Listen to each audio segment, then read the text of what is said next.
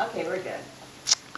Well, when I was a senior in high school, Throckmorton, Texas, we had two or three other boys that was fairly good basketball players, and of course they two Putnam boys. One of them committed suicide, and the other one, I understand, is in a home for dementia at the present time. But anyway, we went down to play Woodson, which is really closer to where I live than Throckmorton. You just go up the corner there, and then you turn right, and Woodson's 6 miles down there.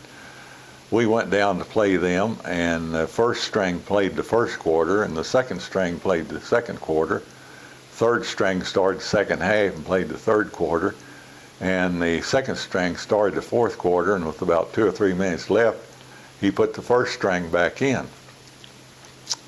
And Woodson shot the ball, and I took the ball off the backboard and threw it down the floor because one of these Putnam boys and Dale Rye, they like to cherry pick, get down there and get a basket, or a fast break.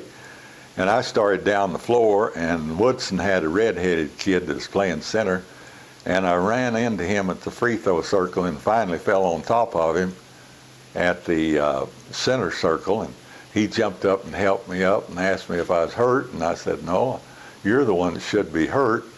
But he walked right up the free throw line, and he made that free throw, and the final score was, I think, 66-1.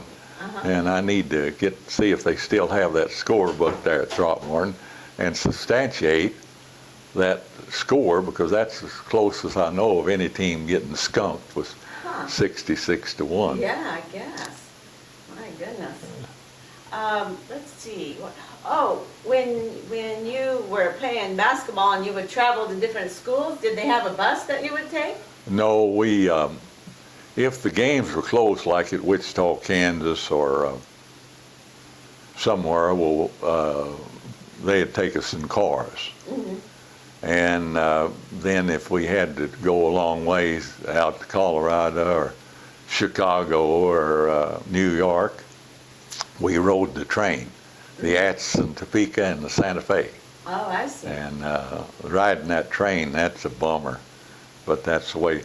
We only flew to one basketball game, and that was after the all-college in '46. We flew down and played Kentucky in a four-team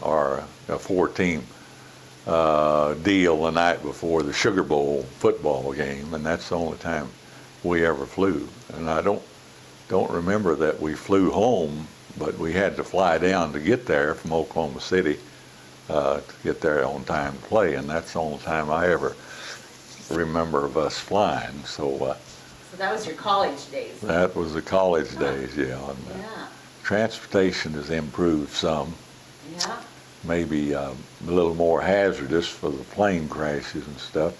One of the Gus Shannon's boy was on that plane crash that killed the entire team of I can't think of that school's name, but anyhow, Gus and his wife were at the game, and the boy just said, well, I'll ride home with you. And he said, no, I've got a date, and I ought to ride home with the team. So he got on the plane, and that's how close he came to not getting killed. If he had ridden with his parents, he wouldn't have got killed in that plane crash. And that was, what, a year or so ago?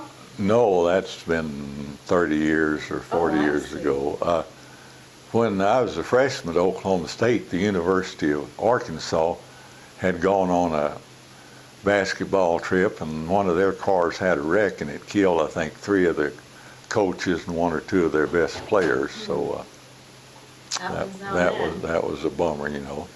And of course, Ken Kesey's son was killed in a bus crash that was taking the University of Oregon wrestling team somewhere.